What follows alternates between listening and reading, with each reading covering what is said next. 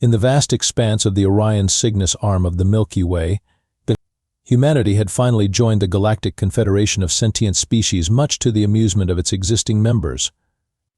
The year was 2387, and humans had been part of this cosmic club for precisely 17 galactic standard years, which was about as long as most alien civilizations took to develop their first interstellar snack vending machine. The Confederation consisted of 37 distinct civilizations, each with their own unique biological adaptations, technological specialties, and irritating bureaucratic paperwork. At the top of the social hierarchy sat the ancient species, the crystalline luminari, whose bodies literally glowed with self-importance, the gelatinous morbic, whose diplomatic strategies consisted mainly of absorbing smaller species, and the Krex, whose exoskeletons were matched in hardness only by their refusal to split the bill at intergalactic restaurants. Humans, meanwhile, were viewed with a mixture of condescension and bewilderment. Most Confederation species had evolved with natural defenses, toxins, armor plating, telepathic abilities, multiple redundant organs, or at the very least, the good sense to have more than two of something important like eyes or limbs. Humans had thumbs, and an inexplicable obsession with fermenting perfectly good plants and then drinking the result. Their soft, pink bodies bruised when bumped and their fragile bones snapped under minimal pressure. Their only remarkable adaptation seemed to be an ability to complain about weather conditions on any planet in any solar system. At least, that's what the Confederation thought. Quinn Maxwell was a perfect example of this supposedly underwhelming species. A 30-year-old scout with the Earth Expansion Initiative, Quinn had joined primarily for the dental benefits and only secondarily for the whole explore strange new worlds bit.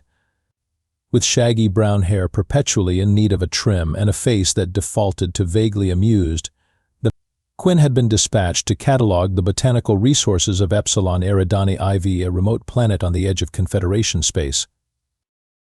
The planet, which Quinn had unofficially named Mudball Prime in the mission logs, was a soggy, humid world covered in dense purple vegetation and knee-deep swamps that smelled suspiciously like overripe blue cheese.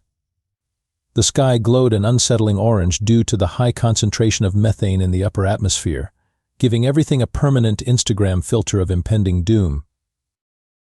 Quinn had been dropped off with standard issue equipment, an environmental suit with exactly one patch kit, a multi-scanner that worked perfectly except when it was needed most, and enough nutrient packs to last 2 Earth months if rationed properly.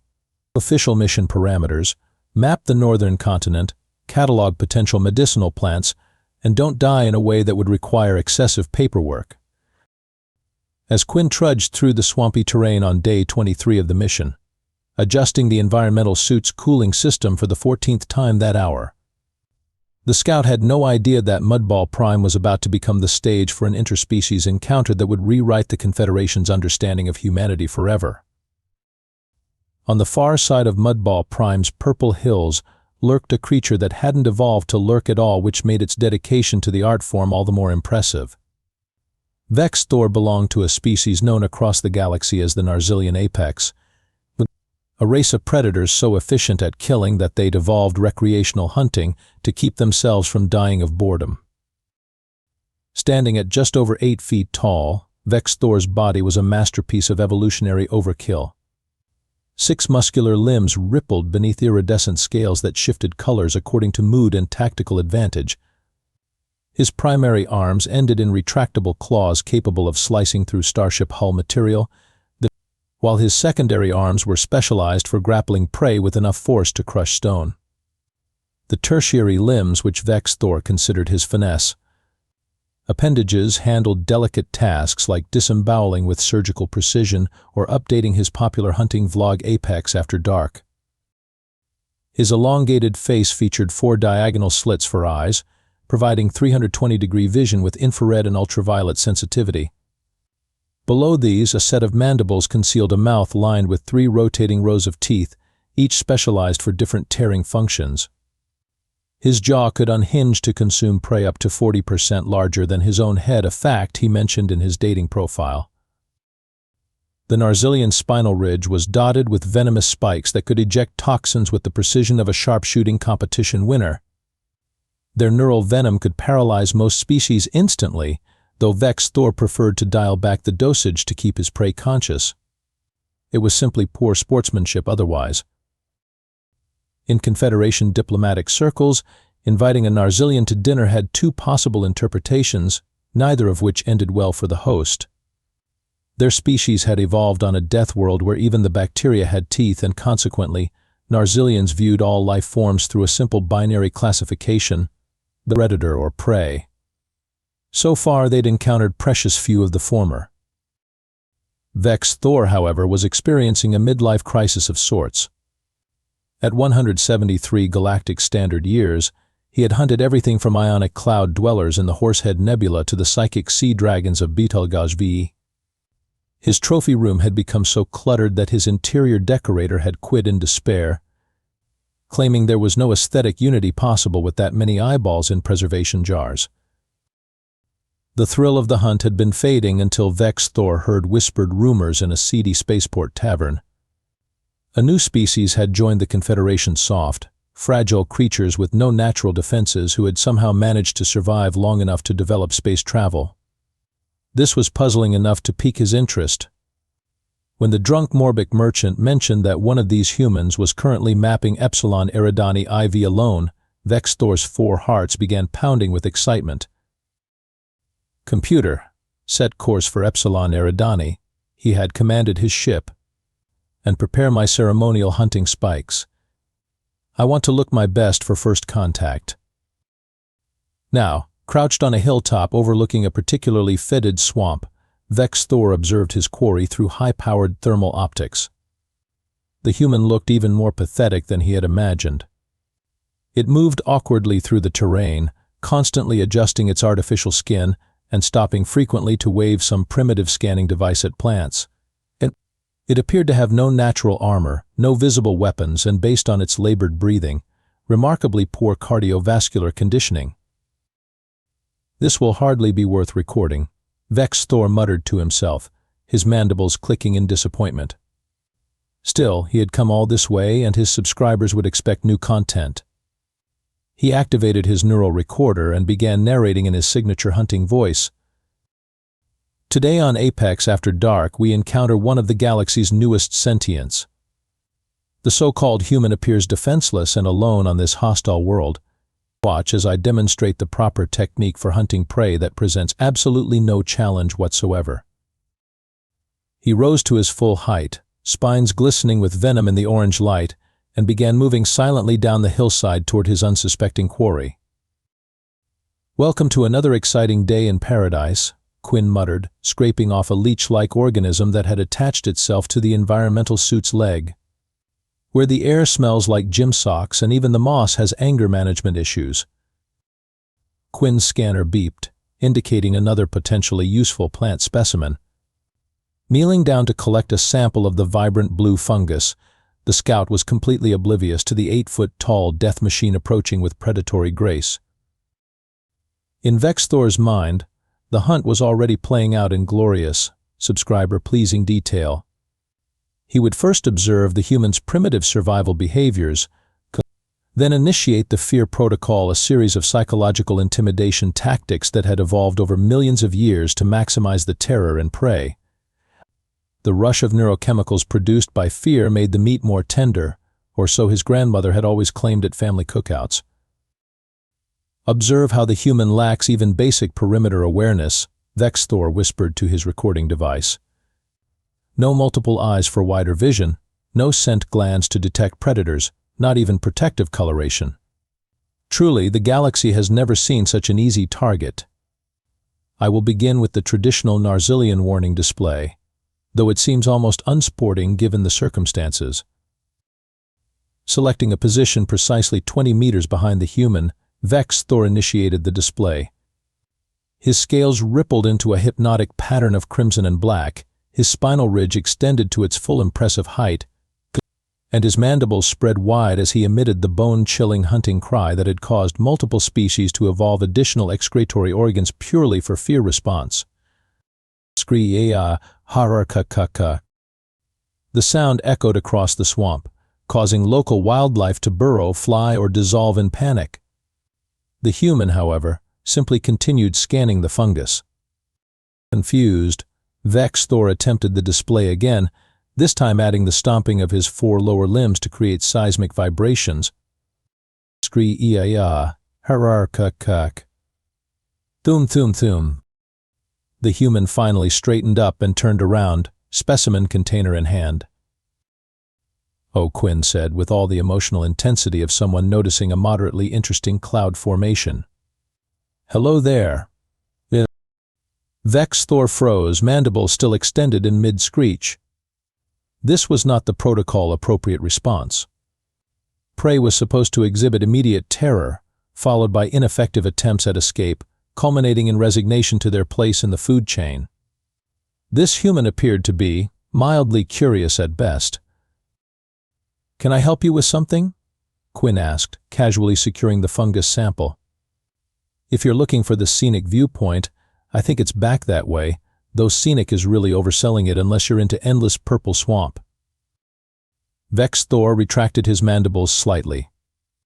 "You do not flee?" he asked, his voice a dissonant blend of clicking and hissing that the human's translator rendered into slightly British accented English. Quinn shrugged. "Not really worth the energy in this gravity. Plus, I've got samples to collect." The scout gestured vaguely at the environmental suit. "Also, running in this thing is like trying to jog in wet cardboard. Trust me, I've had to do it." This was unprecedented.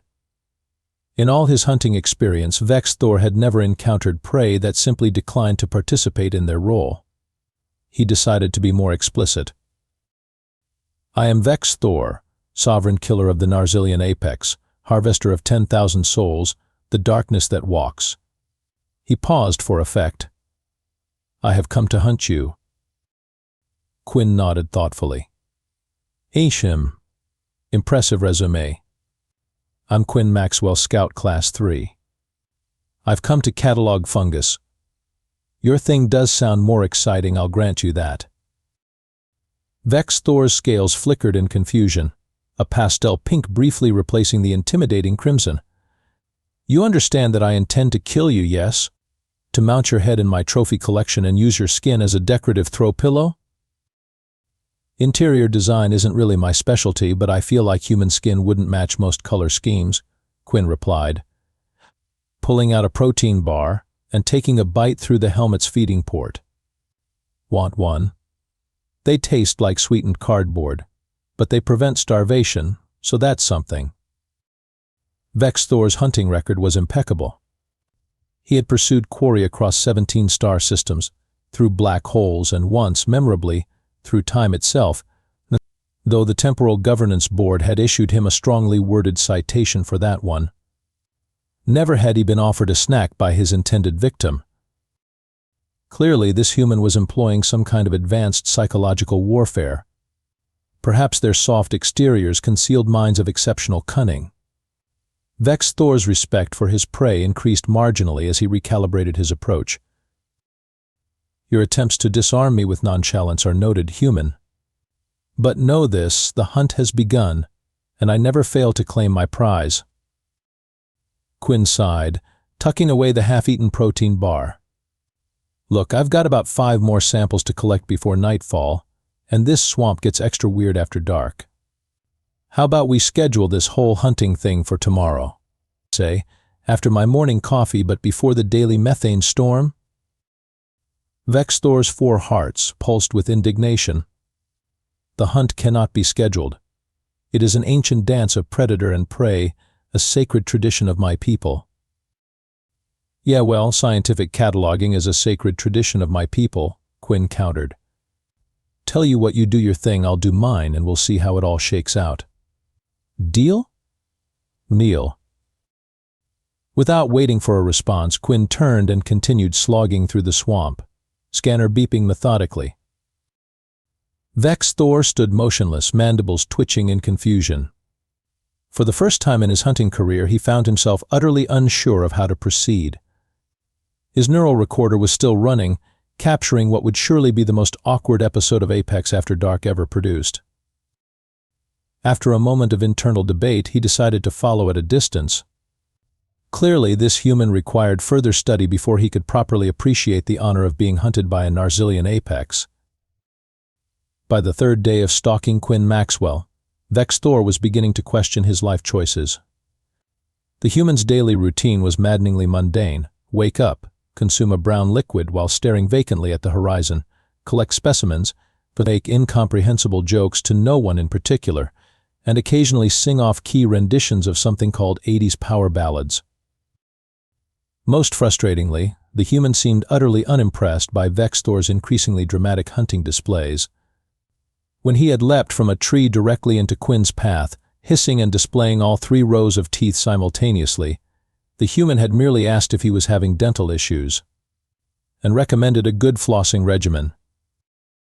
When he had demonstrated his ability to blend perfectly with the environment, becoming nearly invisible against the purple foliage, Quinn had walked right past him, then called back, "Nice camo job, by the way.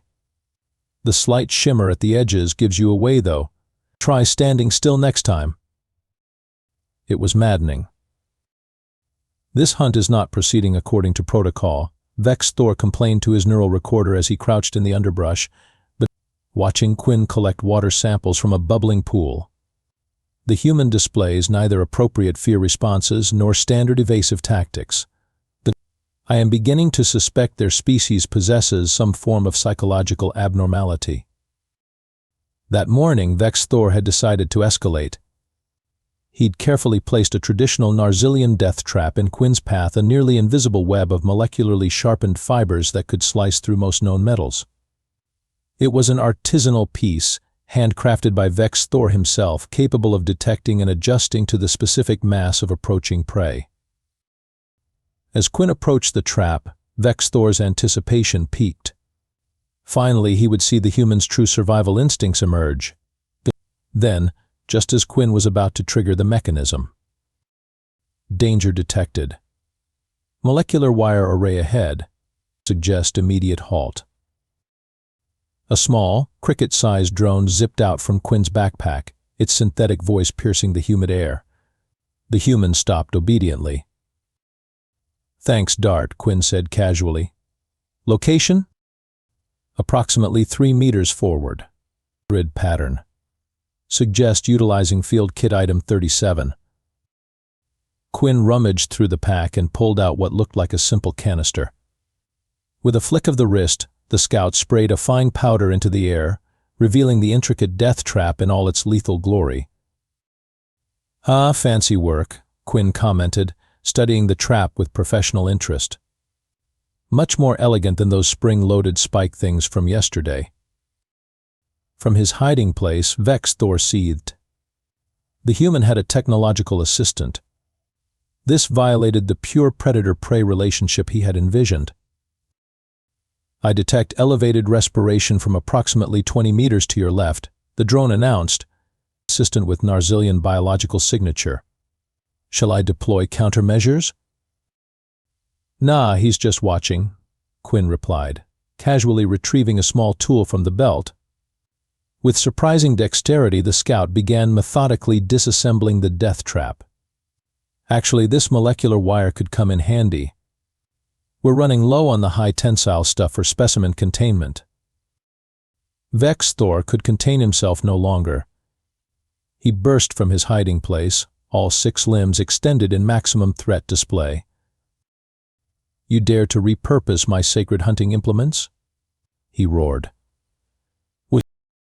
Quinn looked up, still carefully coiling the molecular wire. "Oh, hey there, yeah, waste not, want not, you know.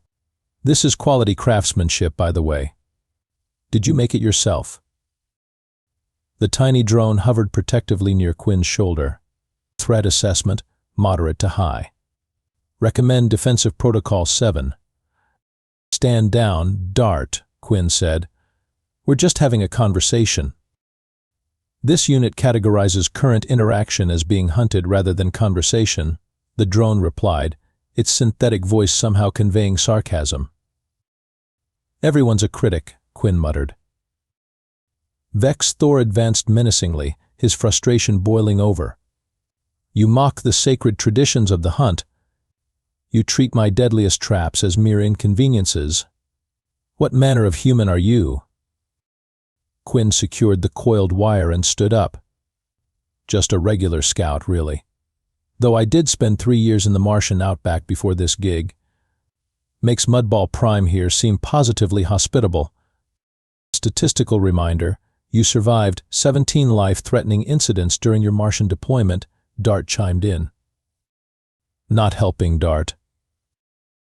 Vex'thor circled the human, studying this puzzling prey more carefully. You show no fear. Your species is supposed to be soft, vulnerable prey. Yeah, we get that a lot, Quinn acknowledged. Turns out when you evolve on a planet that's actively trying to kill you in new and creative ways every day, you develop a certain perspective. Humans have survived approximately 27,000 self-induced near-extinction events, Dart added helpfully. Their primary evolutionary advantage appears to be stubborn refusal to die as scheduled. Something was shifting in Vex'thor's understanding. Throughout the galaxy, species evolved according to logical patterns. Adaptations arose to meet environmental challenges. Narzilians had become apex predators because their world demanded it. But humans, if your world was so dangerous, why did you not evolve natural weapons? Armor? Venomous appendages? He demanded. Quinn shrugged. Too much effort, I guess. We just got really good at making tools instead, and running away to fight another day, and occasionally getting lucky. Humans also excel at pattern recognition, adaptive problem-solving, and inappropriate humor during life-threatening situations, Dart added. As if to demonstrate this last point, Quinn grinned. So are we doing this hunt thing or what? Because I've still got work to do, and daylight's burning. Vex'thor's scale shifted to a thoughtful blue-green. This human was unlike any prey he had encountered, seemingly vulnerable, yet paradoxically difficult to intimidate or trap. His hunting instincts, honed over decades, sensed something dangerous lurking beneath the scout's casual demeanor. The hunt continues, Vex'thor declared, backing away into the underbrush. But be warned, human, I am adjusting my tactics accordingly. Looking forward to it, Quinn called after him. Maybe tomorrow try something with explosives, just to mix things up. As Vex'thor disappeared into the purple foliage, Dart hovered closer to Quinn's helmet. Probability analysis suggests he will indeed attempt explosives next. Quinn nodded, already resuming the specimen collection. I know. That's why I suggested it. We need to clear that ridge for sampling anyway. For the first time in his hunting career, Vex'thor felt a disturbing sensation creeping along his spinal ridge, a sensation that primitive Narzilians had evolved specifically to avoid. It felt suspiciously like being prey. Dawn broke over Mudball Prime with its characteristic orange glow, filtered through methane clouds that promised the usual afternoon downpour of mildly acidic rain. Quinn was halfway through the morning coffee ritual when the ground began to shake. Seismic disturbance detected, Dart announced unnecessarily as Quinn's coffee sloshed over the rim of the thermal cup. No kidding, the scout muttered, securing loose equipment as the tremors intensified. Natural or manufactured? Analysis indicates controlled detonation sequence. Epicenter approximately 200 meters north-northwest. Pattern suggests deliberate terrain modification. Quinn sighed. Looks like someone took my explosive suggestion literally. Any chance this is just some elaborate Narzilian greeting custom we don't know about? Negative. Confederation database indicates Narzilians greet new acquaintances by displaying trophies from previous hunts, not through geological restructuring. A series of secondary explosions rippled across the ridge Quinn had planned to explore that day. Purple vegetation flew skyward, followed by clouds of swamp gas igniting in spectacular blue-green flames. Well, there goes my sampling schedule, Quinn grumbled, downing the remaining coffee and securing the helmet. Dart, run a topographic analysis. What's he doing up there? The drone processed for a moment. Preliminary analysis suggests the explosions are creating a funnel-shaped terrain configuration, directing toward a central point. It's classic predatory channel formation. He's trying to herd me, Quinn realized. Create a path of least resistance and assume I'll take it right into whatever nasty surprise he's got waiting. Correct. Would you like me to calculate alternative routes? Nope, Quinn replied, gathering equipment with practiced efficiency. We're going straight in. The probability of survival decreases by 47% with that strategy. But the probability of ending this game increases by what, 90%? Quinn countered. I've got samples to collect, and this is cutting into my schedule. Your priorities remain statistically abnormal for your species, Dart observed. That's the nicest thing you've ever said to me, Quinn replied, patting the drone affectionately before setting off toward the explosions. The reshaped landscape was even more impressive up close.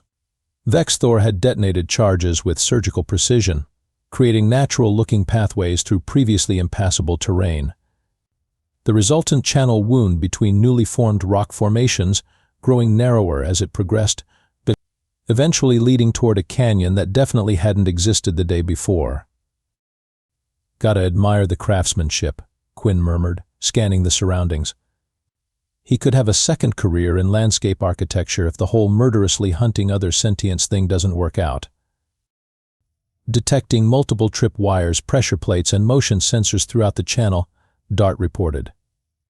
Also, 3 distinct chemical signatures consistent with Narzilian venom varieties. He's really pulling out all the stops, Quinn noted, sounding almost flattered. Standard evasion procedure? Affirmative, though I calculate a 73% probability that the Narzilian is expecting standard human evasion tactics. Quinn grinned beneath the helmet. Then we'll have to be unpredictably predictable, won't we? What followed was a master class in how not to navigate a predator's killing ground, at least from any conventional tactical perspective. Instead of carefully avoiding trip wires, Quinn deliberately triggered them, but only after Dart had identified and Quinn had neutralized their secondary and tertiary mechanisms. Rather than circumventing pressure plates, the scout did impromptu dance routines on them, activating and simultaneously disrupting their sequencing. When venom darts shot from hidden crevices, Quinn caught one mid-air using the specimen container as an impromptu shield and carefully secured it for later analysis. Scientific curiosity waits for no hunt, Quinn explained to Dart, who had gone suspiciously silent after calculating and recalculating survival probabilities. Halfway through the gauntlet, Vex'thor's voice boomed from hidden speakers. Your techniques are unorthodox, human. Thanks.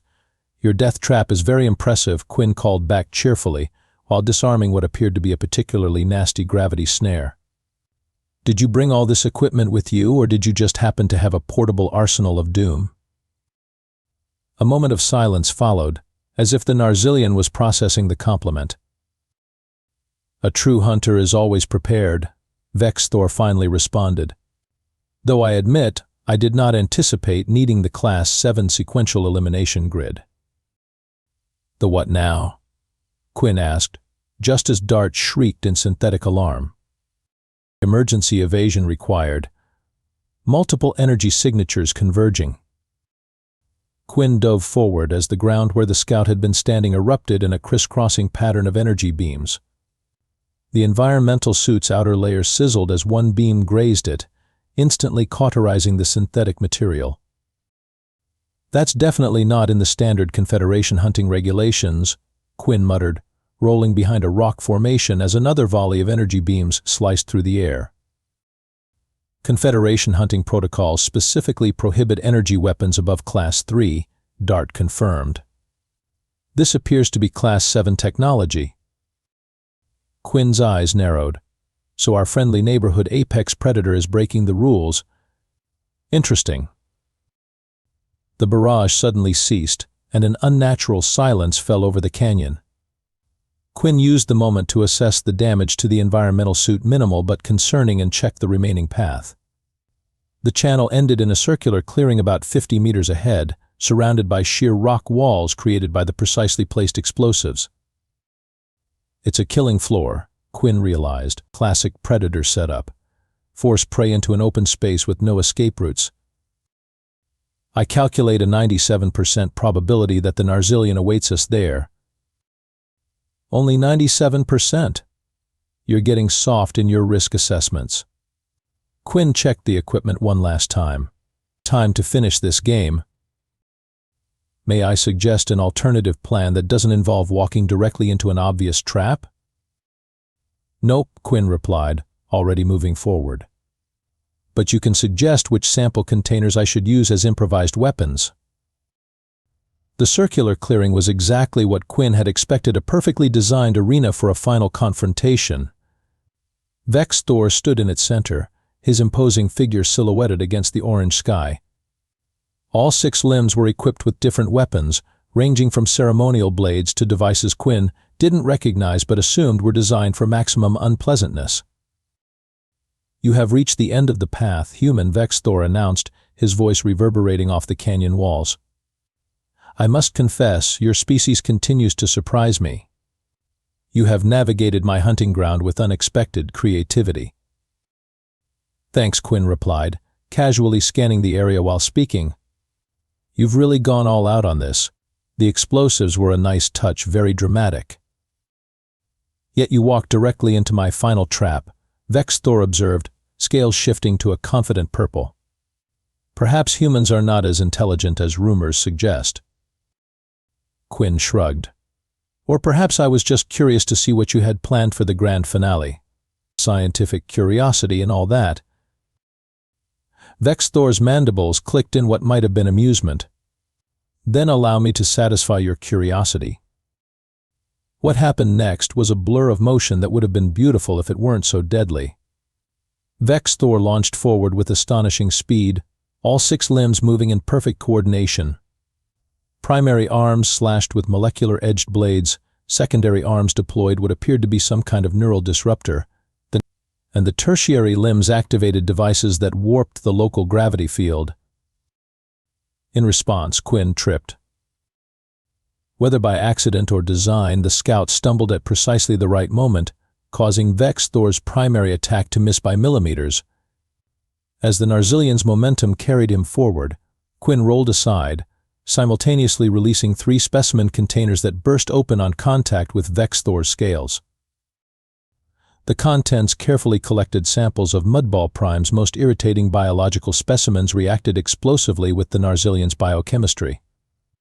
A cloud of purple spores enveloped Vex'thor's head, while a particularly aggressive form of fungal growth adhered to his lower limbs. Deploying countermeasures, Dart announced, releasing a focused electromagnetic pulse that disrupted the gravity distortion devices. Vex'thor roared in frustration and discomfort, but recovered quickly. Spinning with practiced precision, he launched a barrage of venomous spines from his dorsal ridge directly at Quinn. The human dove behind a rock formation, but not quickly enough. 2 spines penetrated the environmental suit's leg section. Venom detected, Dart warned. Initiating medical protocols. They're busy right now. Quinn called back, gasping as the first wave of pain hit. The suit's internal systems deployed localized counteragents, but the Narzilian venom was already spreading. Vex'thor stalked forward, mandibles spread in the equivalent of a triumphant smile. First blood to me, human. Your movement will fail within minutes as the neurotoxin takes effect. Quinn struggled to stand, using a sampling pole for support. Probably. Unless I happen to have taken a broad-spectrum anti-venom this morning with my coffee. Vex'thor paused, his 4 eyes narrowing. You lie. You lie. Maybe. Quinn's breathing was labored but controlled. Or maybe humans have been preparing for encounters with venomous species since we first crawled out of our planetary ooze. We're paranoid like that. The truth was somewhere in between. Quinn hadn't taken antivenom with breakfast, but the standard Scout medical kit included emergency nano-counteragents that Dart was currently deploying through the suit's systems. They wouldn't provide complete immunity, but they might buy enough time. Vex'thor seemed to sense the deception. Even if you resist the venom temporarily, you are injured and trapped. This hunt ends now. Probably, Quinn acknowledged, then smiled grimly. But there's something you should know about humans, Vex'thor. And what is that? The Narzilian asked, advancing for the killing blow. We're really bad at accepting inevitable defeat. With surprising speed for someone suffering from neurotoxin exposure, Quinn triggered the final protocol on the environmental suit. The outer layer suddenly glowed white-hot as emergency energy reserves dumped into the thermal system, a feature designed for survival in extreme cold, now repurposed as a weapon. As Vex'thor's primary arms reached for Quinn, they contacted the superheated suit surface. Even Narzilian scales couldn't withstand the sudden temperature shock. Vex'thor recoiled in pain, stumbling backward. In that moment, Quinn triggered the second improvised weapon, the molecular wire salvaged from Vex'thor's own trap, now reconfigured and launched from the sampling pole. The wire wrapped around the Narzilian's legs, tightening automatically as it detected movement. Vex'thor crashed to the ground, momentarily immobilized. Quinn staggered forward, the suit's thermal system already cooling as it depleted the last emergency reserves. Medical alert. Toxin levels reaching critical threshold, Dart warned. Estimated consciousness remaining, 3 minutes. Quinn nodded weakly, collapsing to one knee beside the struggling Narzilian. With trembling hands, the scout reached for the final item, a standard-issue emergency beacon, modified with components from the multi-scanner. What are you doing? Vex'thor demanded, still trying to free himself from his own molecular wire.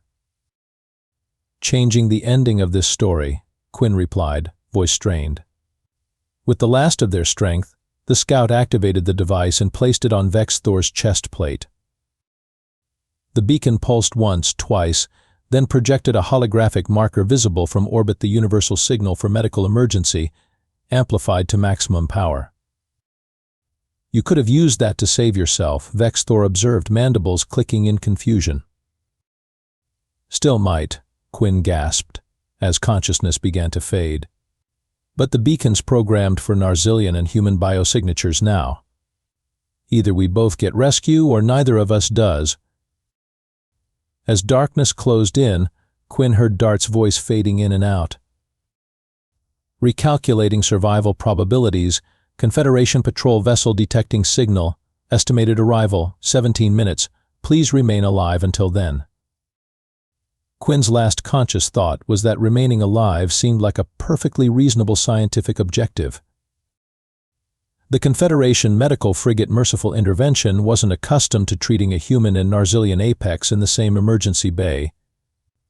The ship's chief medical officer, a luminary whose crystalline body pulsed with professional concern, had to reference no fewer than 17 distinct treatment protocols simultaneously.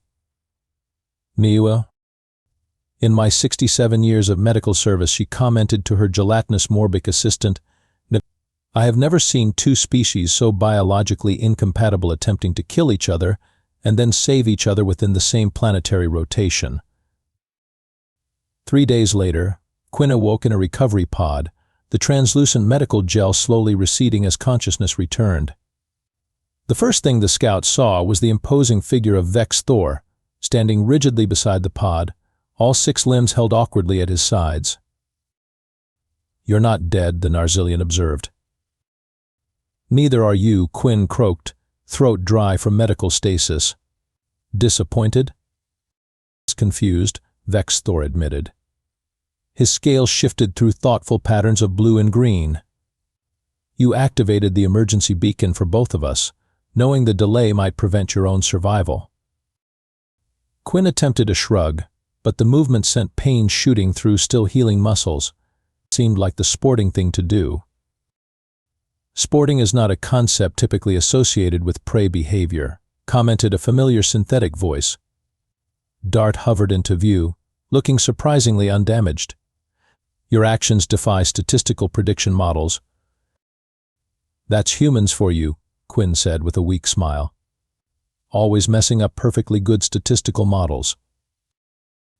Vex'thor's mandibles clicked in what Quinn was beginning to recognize as a sign of deep thought.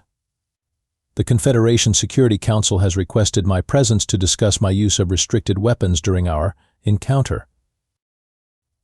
Quinn winced. Sorry about that. DART does tend to file extremely thorough incident reports. This unit is programmed for comprehensive documentation, DART confirmed unapologetically. Do not apologize, Vex'thor said, raising a primary hand in a gesture Quinn interpreted as dismissive. I broke the sacred hunting codes of my own people, not merely Confederation regulations. In my determination to succeed, I forgot the true purpose of the hunt. Which is? Quinn asked. To honor worthy prey through the purity of the challenge. The Narzilian scales rippled with what might have been embarrassment. There is no honor in using Class 7 technology against an opponent armed only with environmental equipment and specimen containers. Don't forget my winning personality, Quinn added. Indeed, Vex'thor agreed, mandibles twitching in what might have been the Narzilian equivalent of a smile. That proved more formidable than anticipated. A comfortable silence fell between predator and prey, a concept that would have been incomprehensible to Vex'thor just days earlier. So what happens now? Quinn finally asked. Back to the hunt once we're both patched up? Vex'thor's scales shifted to a deep purple that Quinn hadn't seen before. I have informed the Council that I consider our hunt concluded, with the outcome recorded as a mutual yield. This is unprecedented in Narzilian hunting records.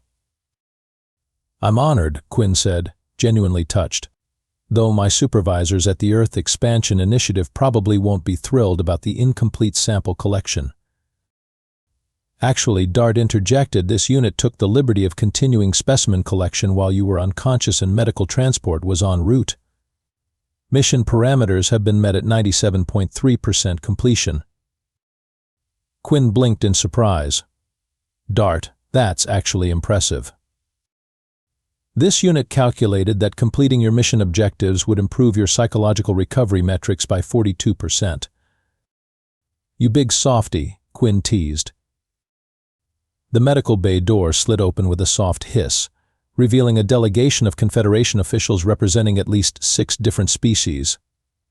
Their expressions ranged from curiosity to open astonishment at the sight of a Narzilian apex standing in apparently friendly conversation with what should have been its prey. Scout Maxwell, began the senior official, a Krex whose exoskeleton had been polished to a ceremonial shine. Your encounter with Hunter Vex'thor has caused quite a stir in Confederation diplomatic circles. Sorry about that, Quinn offered reflexively. In my defense, I was just there to collect fungus samples.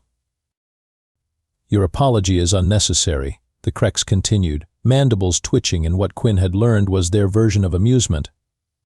In fact, the diplomatic corps wishes to formally acknowledge the unexpected benefits of your encounter. Vex'thor and Quinn exchanged confused glances. Benefits? They asked simultaneously. A holographic display activated in the center of the medical bay, showing news feeds from across the Confederation. Headlines scrolled past in multiple languages. Human scout and Narzilian hunter reach unprecedented stalemate. Galaxy's deadliest predator meets match in Earth fungus collector. Confederation Security Council reconsidering human classification following Mudball Prime incident. Top 10 reasons why you shouldn't underestimate species without natural weapons. Number 7 will shock you. Exclusive. Apex After Dark host announces special episode featuring human guest. Quinn groaned. Please tell me I'm not a galactic celebrity now. I'm afraid it's worse than that, the Krex replied. You're a diplomatic breakthrough. The official explained that the incident had catalyzed unprecedented communication between traditionally isolated species. The Narzilian High Command, previously notorious for their disdain of diplomatic functions, had requested formal meetings with human representatives. Several predatory species had expressed interest in human adaptive strategies. while previously dismissive elder races were reassessing their classification of humans in the galactic hierarchy. Your biological frailty combined with your exceptional problem-solving capacity has forced many species to reconsider their definition of evolutionary advantage, the Krex concluded. Great, Quinn muttered. So instead of collecting fungus samples, I've accidentally revolutionized interspecies relations. My performance review is going to be so weird. Your supervisor has already requested your presence at 17 diplomatic functions, Dart helpfully informed. Your calendar for the next 3 months is now 94% allocated to non-scientific activities. Kill me now, Quinn whispered to Vex'thor. I tried, the Narzilian whispered back. It didn't work. As the delegation continued outlining the diplomatic implications of their encounter, Vex'thor leaned closer to Quinn. There is something I still don't understand about humans, he admitted quietly. Just one thing? Quinn replied with a raised eyebrow. You knew I was hunting you from the beginning, yet you continued with your specimen collection as if it were of equal importance to your survival. Why? Quinn considered the question for a moment. I guess because for humans the mission always matters. Whether it's collecting fungus samples or figuring out how to survive an encounter with the galaxy's most efficient predator, we just keep going. Vex'thor's scales rippled thoughtfully. Perhaps that is what makes your kind truly dangerous. Not weapons or armor or venomous appendages, but your refusal to accept the natural order of predator and prey. That, and our excellent taste in coffee, Quinn added with a grin. Months later, in the elegant but intimidating hall of the Confederation General Assembly, representatives from all 37 member species gathered for an unprecedented revision to the official classification guidelines. The Narzilian representative, none other than Vex'thor himself, now serving as his species' first ever ambassador of interspecies, understanding rose to address the assembly. Honored representatives, he began, mandibles clicking formally.